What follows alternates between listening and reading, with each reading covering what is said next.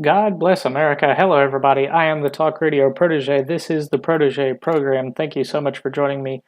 Today, we're going to do a movie review. We're going to talk about The Incredibles 2. It's a movie that I went and watched recently, and I thought it was pretty fun. There were some moments that I enjoyed more than others, but there's something, I wouldn't call it an overarching theme, but it's an annoyance that's been popping up in some movies recently, and so I want to talk about it. Uh, I'm going to. I'll put down in the description below what point you should skip to if you want to skip to that discussion and skip over the spoilers and things like that. But the movie review will come first. The discussion will come second. So here we go. The Incredibles 2. I liked it. The original actors reprised their roles as the voices of all of these characters. It's set immediately following the events of the first movie, and I very much enjoyed the first movie. I thought that the story was entertaining enough. I thought that the reasons the different events were happening were good enough. I was entertained by the story.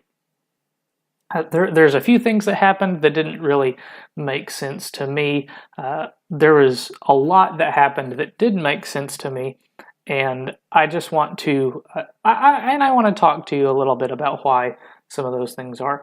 I didn't pay a lot of attention to the music in this movie. I thought the effects were well done. I thought the one-dimensional characters were all right. I thought the comic relief in this film was I don't know. I think it was below par. I didn't laugh a lot. My favorite scene of the movie was a comic relief scene. I think maybe it was a little bit of development, but I thought it was a comic relief scene. I thought it was very funny. I very much enjoyed that scene. But what we're going to talk about is the politics behind the movie. It's what I like to talk about when I think about these movies. So that's going to require talking about the plot a little bit. So if you don't want the movie to be spoiled, but you do want to watch the discussion about an emerging trend in movies, go ahead and skip to the part of the video that will be mentioned below. 3, 2, 1, here we go. The plot of the movie is that there's a person, a very wealthy individual, who wants to begin a campaign of making heroes acceptable, superheroes acceptable again in this universe. If you've seen the first movie, you might remember that superheroes are socially unacceptable because of the damage that many of them caused as part of their work protecting their various cities and locations. And the benefactor of the superheroes in this film decides that he wants to sponsor one of the superheroes to go out and be more public, and he wants to show everybody that superheroes can do great things, and that people can be protected from the collateral damage that is usually involved in their superhero antics. And the fellow selects Elastigirl, the female. I would say that this movie sports a female lead because most of the action is done by Elastigirl, and he selects her because her superhero action produces the least amount of collateral damage, and so it's the gentlest way to reintroduce superheroes to the public. And I thought, okay, I can get behind that. I think that would be a reasonable justification. And the things that Elastigirl does are not feats of the things that Elastigirl does are not unrealistic in terms of the things that some of the quote-unquote strong female leads do in other movies. What Elastigirl is superhuman. She's not a normal woman beating up men 4 or 5 times her size. She's superhuman. So it makes sense that she's able to do some of the things that she does. And I thought it was a justifiable plot line. What I didn't appreciate was, and here's where the trend comes in, what I didn't appreciate was what I call jarring social commentary that was present at various points throughout the movie. The jarring social commentary would be broken up by action, and that made the movie palatable. But the jarring social commentary always brought me out of my immersion. It always made me stop enjoying the movie for a moment while I plugged myself back in to the universe of the movie. It happens various times throughout the film, as I say. The most impactful moment is at the end of the film. So, for spoiler reasons, I won't go into detail of what that is, but it's a commentary upon wealth inequality and the justice system at the very end of the movie, and I was enjoying the resolution of the movie. I was beginning to relax as the tension was going out, and then suddenly there's jarring social commentary, and I'm brought out of the resolution, the cycle of the movie, and I'm thinking all of a sudden about something that's not the movie. And obviously you don't want your movie to kick people out of the immersion. And it just so happens, just as a coincidence, that there was an advertisement that came up before this movie. You may have seen it. It was for Ralph Wrecks the Internet. No, I'm not going to call it Ralph Breaks the Internet. That's a stupid title for this movie. The marketing team failed disgustingly at naming this movie. So why is it that this commercial triggered to appropriate a term from other corners of the internet? Why is it that this commercial upset me so? Well, it was this specific clip right here that I'd like to share with you. Do people assume all your problems got solved because a big, strong man showed up? Yes! Okay. I find this hypocritical and very I would like to say amusing, but I don't find it that amusing. It's extremely dishonest, for one. Who are the characters that are being talked about here? We're talking about Disney princesses. Disney princesses are stereotypically saved from calamity by their prince figures. And so who do we have here in this scene where apparently all of the Disney princesses are not actually being saved by men? We can rewind, we can see what all characters we have here. We've got Rapunzel, we've got the two Frozen princesses, we've got Moana, Pocahontas, and Cinderella. And we have, of course, the Wreck-It Ralph princess.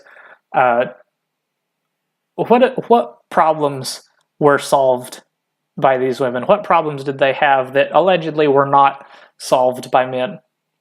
What problem did Cinderella have? The problem was she wanted to get out of her mother's home. Who solved that problem for her? Well, there was a magical fairy godmother, and there was the prince. The prince could have not fallen in love with Cinderella and thereby not solved her problem of being trapped in her home with her stepmother. Of course, there was the magical help of the fairy godmother as well. So there was a man involved in solving that problem. What problem did Pocahontas have? Not one of my, not a Disney movie that I've seen multiple times, so hard for me to do some on-the-spot analysis, but there was a conflict between the new arrivals and her tribe, and who helped bridge that gap culturally between those two tribes? Because that was the problem. The tribe and the settlers were going to go into armed conflict. Well, in the movie, it's Pocahontas and John Smith, so there is a man involved in that solution. Let's just talk about the two Frozen princesses because they're next up in line in this scene here. What problem did they have? Well, this was specifically one of the newer Disney movies, one of the newer Disney princess movies, and as you can see, the politics of Disney is leaning more towards feminism. So what is the resolution of the Frozen film? Well, the resolution of the Frozen film is that men are not needed, that these two princesses can solve everything on their own. So it is true that some of what's going on in these in this scene with these princesses is not exclusively solved by men. It's not that it's not that men are not involved whatsoever. Let's continue on. Moana. Moana is one of the most powerful of the Disney princesses. She's demonstrated in her film to be partially a god of some kind. She was helped by a man as well. It's not like the man did all of the work, but Moana didn't do it alone either. And then you have Rapunzel. Rapunzel, if my memory serves me, is the newest of the Disney princesses whose problems were of majority, if not exclusively, solved by the male protagonists of her film. What was Rapunzel's problem? She wanted to get out of the tower. Who helped her to do that? Who spurred her to make that decision? Well, the male character. When at the end of the film, what's her ultimate problem? The final problem that she needs a solution to.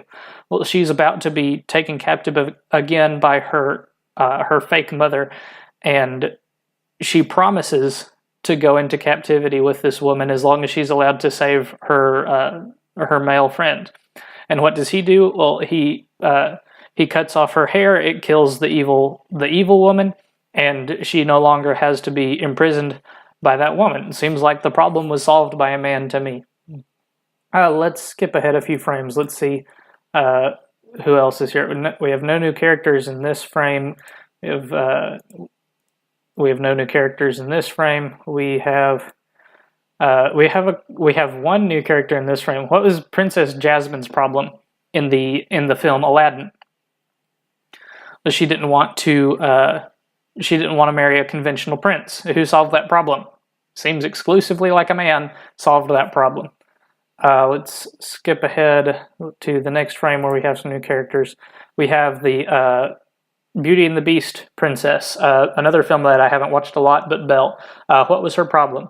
She was locked in a tower by a ferocious man, ostensibly a ferocious man. What was the solution? Well, he let her leave. The next problem was his castle was under attack. What was the solution? Ultimately, the solution was that he had to win over her love. So you could say that she solved her problem, but it was certainly not exclusively her doing, I would say.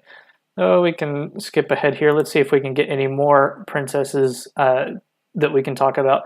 Brave is a movie I haven't seen because it is explicitly, I would say, a feminist movie. I almost on principle don't want to go see this movie, so I have nothing to tell you about this.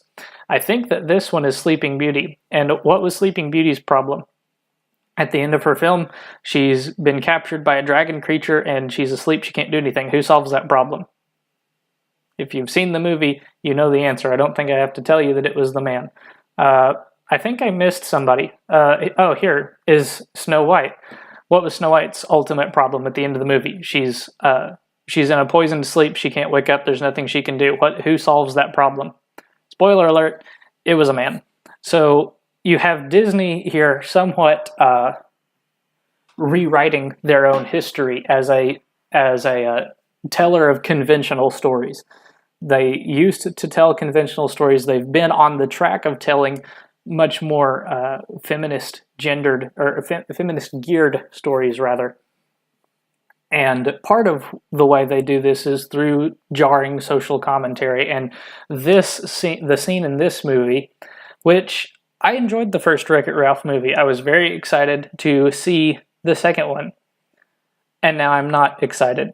I don't want to go see a movie with jarring social commentary like this. I am not excited whatsoever. I will not be spending my money to go watch the second Wreck-It Ralph movie because of jarring social commentary like this. And because I don't appreciate this new trend in Hollywood movies, I'll be doing my best to avoid it. If I can find out ahead of time that there's jarring social commentary in a movie, I'm not going to go spend my money on it. I would much rather find other ways of entertaining myself, ways of supporting creators whose work I find entertaining. I don't find this kind of thing entertaining, I'm not going to go watch this movie. Don't let me stop you from watching it, but I'm not going to. And that's going to do it for this video. I hope that you guys enjoyed. Leave a like if you did. Hit subscribe, hit the bell for notifications so that you don't miss more videos like this in the future. I don't do movie reviews very often, and this movie was a split between this video rather, it was a split between a movie review and a broader commentary, but I hope that you enjoyed it nonetheless. Thanks again so much for watching. Come back and join me next time. Until then, God bless.